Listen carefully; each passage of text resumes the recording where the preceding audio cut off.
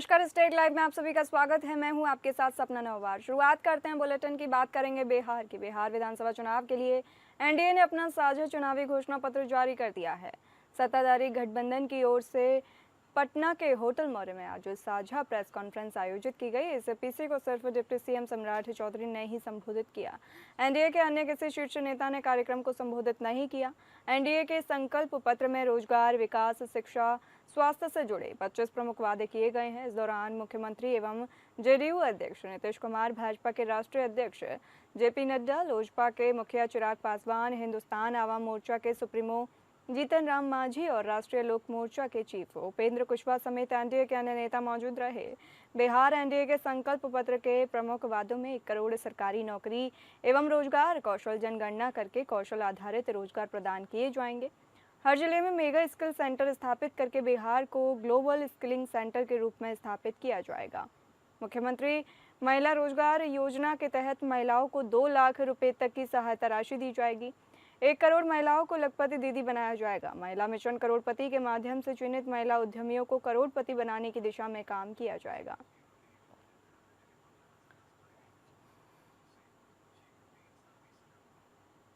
दूसरा, महिला समृद्धि और आत्मनिर्भरता। मुख्यमंत्री महिला रोजगार योजना के अंतर्गत महिलाओं को 2 लाख तक की सहायता राशि सरकार देगी और 1 करोड़ महिलाओं को लखपति दीदी बनाने का काम बिहार की सरकार, बिहार एनडीए का संकल्प पत्र हम लोगों ने रखा है। मोकामा विधानसभा क्षेत्र में हुए दुलार चंद यादव हत्याकांड के बाद इलाके में तनाव बना हुआ है। जनसुराज समर्थक और कब्बी टाल क्षेत्र के प्रभावशाली चेहरों में गिने जाने वाले दुलार चंद यादव की हत्या को लेकर उनके परिजनों ने गंभीर आरोप लगाए हैं। पुलिस ने भी परिजनों की शिकायत पर हत्या का मामला दर्ज किया है और इसमें मोकामा से चुनाव लड़ रहे जेडीयू उम्मीदवार और बाहुबली अनंत सिंह को भी आरोपी बनाया गया है। मोकामा में जनसुराज के समर्थक दुलार चंद यादव की दिन दहाड़े हुई हत्या पर नेता प्रतिपक्ष तेजस्वी यादव ने कड़ी प्रतिक्रिया दी है। उन्होंने इस घटना को बेहद चिंताजनक बताया और नीतीश कुमार की सरकार पर हमला बोला। बात समझने की जरूरत है। चुनाव में हिंसा की कोई ज़रूरत नहीं है या कभी भी किसी चीज़ का हम लोग हिंसा के पक्षधर नहीं रहे, लेकिन अभी आचार संहिता चल रही है। आचार संहिता है, चुनाव का समय है, फिर भी चुनाव के दौरान कैसे कुछ लोग जो है बंदूक गोली लेकर के घूम रहे, बंदूक गोली लेकर के कैसे ये लोग घूम रहे कुछ लोग। और आप देखिएगा प्रधानमंत्री जी 30 साल पुरानी बातें करते हैं। 30 मिनट पहले क्या हुआ, आज एक एएसआई की सिवान में गला रेत करके मार दिया गया और दुलार चंद यादव जी की हत्या मोकामा में कर दी गई। तो ये क्या है, किस प्रकार के, किस प्रकृति के लोग जो है बिहार को कब्जा किए हुए हैं, अब समझ में आ रहा है लोगों को। प्रधानमंत्री को आंख खोल करके ये चीज़ें देखनी चाहिए कि इन लोगों के बौखलाहट, हार का जो बौखलाहट है अब सबके सामने आ गया। कौन लोग हैं जो पैरोल पर इन लोगों को बाहर किया, कौन लोग हैं जो इन अपराधियों को संरक्षण देने का काम कर रहे हैं। बिहार विधानसभा चुनाव से पहले दानापुर सीट से राजद विधायक रीतलाल यादव के घर पर पुलिस ने बड़ी कार्रवाई की है। देर रात हुई इस छापेमारी में पुलिस ने 10,50,000 रुपए नकद, 77 लाख रुपए के ब्लैक चेक और 6 पेन ड्राइव बरामद किए। छापेमारी को लेकर विधायक की पत्नी रिंकू देवी को सरकार पर बदले की भावना से कार्रवाई करने का आरोप लगाया है। उन्होंने कहा कि सरकार नहीं चाहती कि रीतलाल यादव चुनाव जीते, इसलिए उन्हें और उनके परिवार को परेशान किया जा रहा है।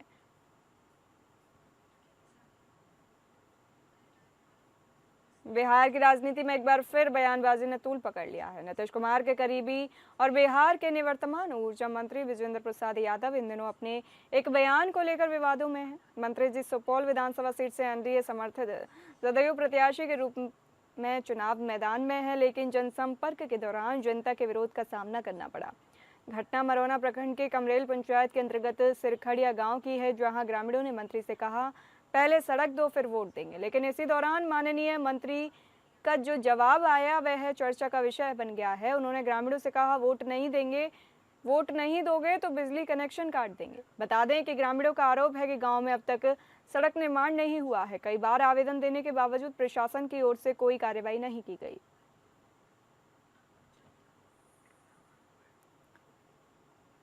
30 अक्टूबर की शाम राजधानी रांची स्थित कांग्रेस भवन में पलामू जिला अधिवक्ता संघ के अध्यक्ष रामदेव प्रसाद यादव और पूर्व विधायक रमाशंकर अकेला ने अपने सैकड़ों समर्थकों के साथ कांग्रेस की सदस्यता ग्रहण की। झारखंड प्रदेश कांग्रेस अध्यक्ष केशव महतो कमलेश की अध्यक्षता में वो सभी पार्टी में शामिल हुए। वहीं इस मौके पर विशेष रूप से कांग्रेस विधायक दल के नेता प्रदीप यादव भी मौजूद थे। इस दौरान प्रदेश अध्यक्ष और कांग्रेस विधायक दल के नेता ने नए सदस्यों को कांग्रेस परिवार में माला पहनाकर और कांग्रेस का पट्टा देकर उनका पार्टी में उत्साहपूर्वक स्वागत किया।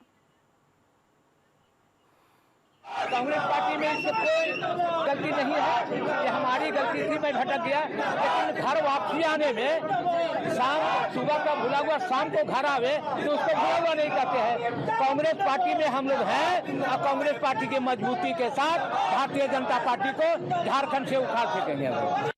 चाईबासा में भाजपा नेता चंपई सोरेन, मधु कौड़ा, गीता कौड़ा और केंद्रीय परिवहन जहाज रानी और सड़क राजमार्ग मंत्री नितिन गडकरी का झामुमो ने चाईबासा में शव यात्रा निकालकर पोस्ट ऑफिस चौक में उनका पुतला दहन किया। इस मौके पर झामुमो जिलाध्यक्ष सोनाराम देवगम ने कहा कि नो एंट्री और सड़क दुर्घटनाओं के मुद्दे को हथियार बनाकर भाजपा के नेतागण एक सुनियोजित साजिश रचकर लोगों को माननीय मंत्री दीपक बिरुआ के खिलाफ भड़काने का काम कर रहे हैं, ताकि राज्य सरकार के तेज तर्रार मंत्री दीपक बिरुआ की छवि धूमिल कर उसे घाटशिला उपचुनाव में भंजाया जा सके। पूर्व मुख्यमंत्री मधु कौड़ा स्वयं 4,000 करोड़ के घोटालेबाज और खनन माफियाओं के सरदार रहे हैं। आज भी गाड़ी पकड़ने और छोड़ने का खेल खेलकर खनन माफियाओं से कमीशन वसूली का धंधे में भी लिप्त हैं।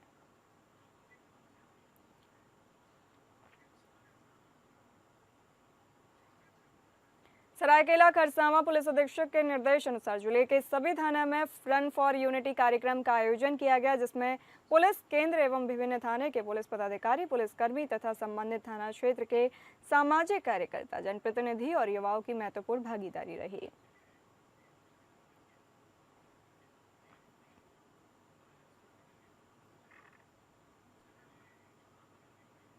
31 अक्टूबर को सरदार वल्लभ भाई पटेल की 150वीं जयंती पर गरगा पुल के पास बने उनकी प्रतिमा पर बोकारो जिला उपायुक्त अजय नाथ झा और एसपी हरविंदर सिंह द्वारा माल्यार्पण किया गया और इसी उपलक्ष्य में रन फॉर यूनिटी रखा गया था। इस दौड़ में बोकारो डीसी और बोकारो एसपी समेत तमाम प्रशासनिक अधिकारी शामिल हुए। यह सद्भावना दौड़ सरदार पटेल की प्रतिमा से शुरू होकर सर्किट हाउस तक पहुंच गई।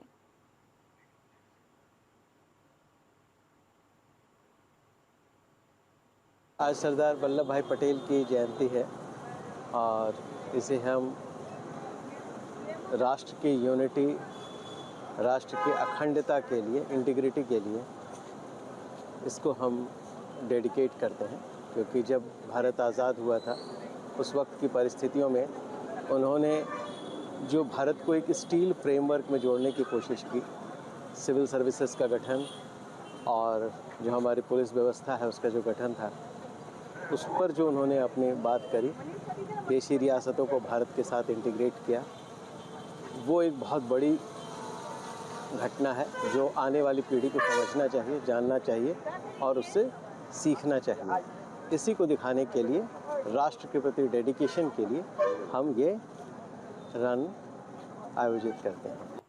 बोकारो जिला के विभिन्न थानों में सरदार वल्लभ भाई पटेल की 150वीं जयंती व राष्ट्रीय एकता दिवस के उपलक्ष्य में रन फॉर यूनिटी कार्यक्रम आयोजित किया गया। एकता मार्च का मुख्य उद्देश्य सामाजिक समरसता और राष्ट्रीय एकता के संदेश को जन जन तक पहुंचाना है। बता दें कि राज्य पुलिस मुख्यालय के निर्देश पर आज सभी थानों ने रन फॉर यूनिटी कार्यक्रम आयोजित कर अपनी अपनी भागीदारी सुनिश्चित की।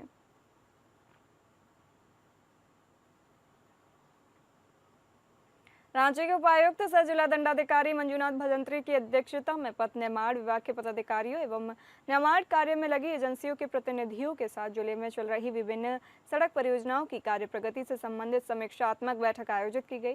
बैठक में उपायुक्त ने एक एक कर सभी सड़क परियोजनाओं की प्रगति की समीक्षा की तथा संबंधित अधिकारियों को निर्देश दिया कि जिन परियोजनाओं में कार्य प्रगति धीमी है उसे शीघ्र गति प्रदान करते हुए निर्धारित समय सीमा के भीतर पूरा करें। उन्होंने कहा कि सड़क निर्माण कार्य में किसी भी प्रकार की लापरवाही या विलंब बर्दाश्त नहीं किया जाएगा।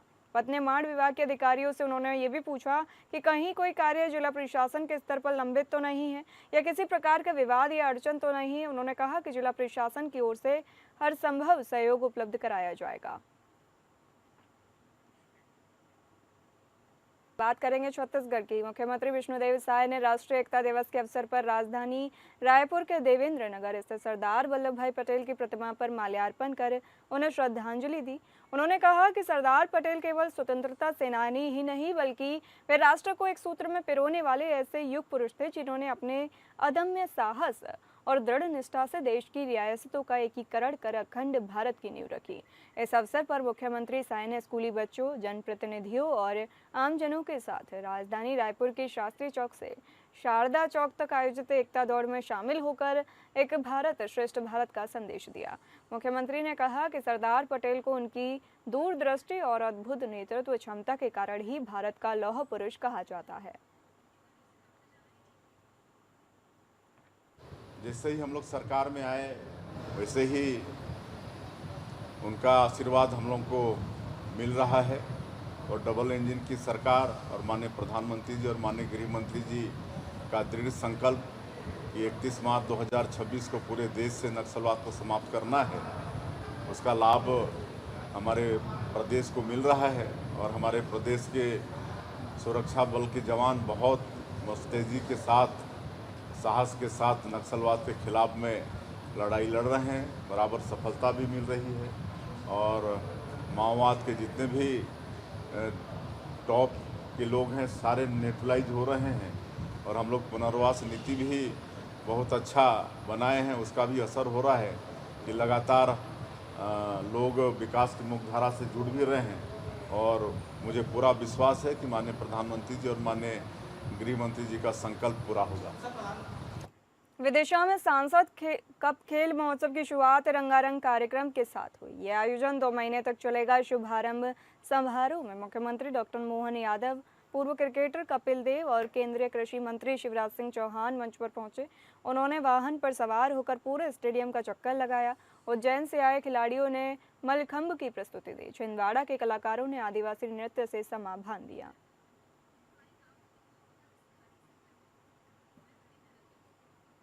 बात करेंगे मध्य प्रदेश की। मध्य प्रदेश में लगातार रुक रुक कर हो रही बेमौसम बरसात से अंचल के किसानों की धान फसल 90% तक नष्ट हो चुकी है। डबरा में हालत यह है कि धान के खेतों में अभी भी बारिश का पानी भरा हुआ है और धान की फसलों पर संकट अभी भी मंडरा रहा है और किसानों के चेहरे पर चिंता की लकीरें साफ दिख रही हैं। क्षेत्र के किसानों ने भारतीय किसान यूनियन टिकैत किसान संगठन के बैनर तले मुख्यमंत्री के नाम एसडीएम को ज्ञापन सौंपा है।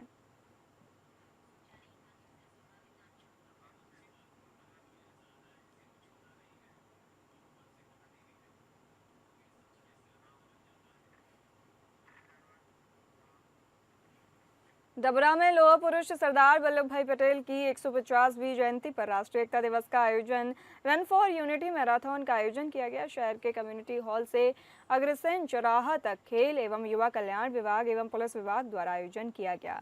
आयोजन में मुख्य अतिथि के रूप में डबरा प्रभारी एसडीओपी मनीष यादव एवं विशिष्ट अतिथि डबरा तहसीलदार दिव्या दर्शन शर्मा, सिटी थाना प्रभारी यशवंत गोयल, डबरा देहात थाना प्रभारी सुधाकर सिंह तोमर एवं डबरा ग्रामीण विकासखंड शिक्षा अधिकारी आकाश धाकड़, बीआरसी विवेक चौकटिया सहित अन्य शिक्षक एवं अधिकारी मौजूद रहे।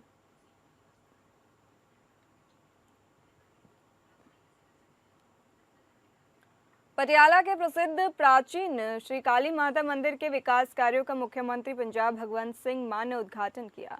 मुख्यमंत्री ने बताया कि अन्य हिंदू उच्च तीर्थ स्थान की तर्ज पर मंदिर में भव्य कार्य करवाए जाएंगे। मुख्यमंत्री ने कहा कि मंदिर के भीतर पीने के पानी की उच्च व्यवस्था के अलावा बाहर से आए श्रद्धालुओं के रहने की व्यवस्था और इसके अलावा मंदिर के अंदर ही आम आदमी पार्टी क्लिनिक भी शुरू किया जा रहा है। मुख्यमंत्री के मुताबिक 1 साल के भीतर ये सभी कार्य पूरे किए जाएंगे, जिन पर 75 करोड़ 8 लाख रुपए की लागत आएगी।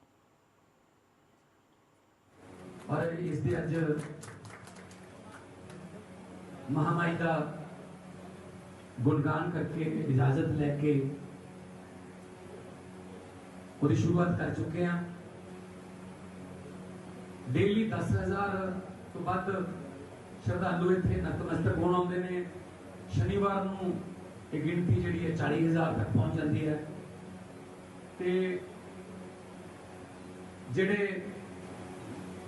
महामारी ਦੇ पवित्र दिन ने ਉਹਨਾਂ ਚ गिनती ਲੱਖ तक भी पहुंच ਜਾਂਦੀ है। तो ਤੁਸੀਂ ਦੇਖਦੇ ਹੋ, ਤੁਸੀਂ ਲੋਕਲ ਹੋ ਤੇ ਮੇਨ ਸੜਕ ਤੋਂ ਹੀ ਛੋਟੀ ਜਿਹੀ ਐਂਟਰੀ ਸੀ, ਜਿਹੜਾ ਮੇਨ ਡੋਰ ਸੀ ਬੜੇ ਸਾਲਾਂ ਤੋਂ ਬੰਦ ਪਿਆ ਸੀ। सरोवर ਜਿਹੜਾ ਹੈ ਉਹ ਸੁੱਕਾ ਪਿਆ। किसानों के मुद्दों को लेकर प्रहार जनशक्ति पार्टी के नेता बच्चू कडू के आंदोलन के बाद महाराष्ट्र सरकार ने एक अहम फैसला लेते हुए किसानों की कर्ज माफी के लिए सिफारिशें प्रस्तुत करने के लिए 9 सदस्यीय उच्च स्तरीय समिति का गठन किया है। इस समिति की अध्यक्षता मुख्यमंत्री के प्रमुख आर्थिक सलाहकार और मित्रा के मुख्य कार्यकारी अधिकारी प्रवीण परदेशी करेंगे। प्रवीण परदेशी की अध्यक्षता में गठित यह 9 सदस्यीय समिति किसानों की कर्ज माफी के विभिन्न पहलुओं का अध्ययन कर अपनी रिपोर्ट प्रस्तुत करेगी। समिति को अगले 6 महीनों में अपनी रिपोर्ट राज्य सरकार को सौंपने के आदेश दिए गए हैं। समिति का मुख्य उद्देश्य किसानों की कर्ज माफी के लिए व्यवहारिक और प्रभावी सिफारिशें प्रस्तुत करना है।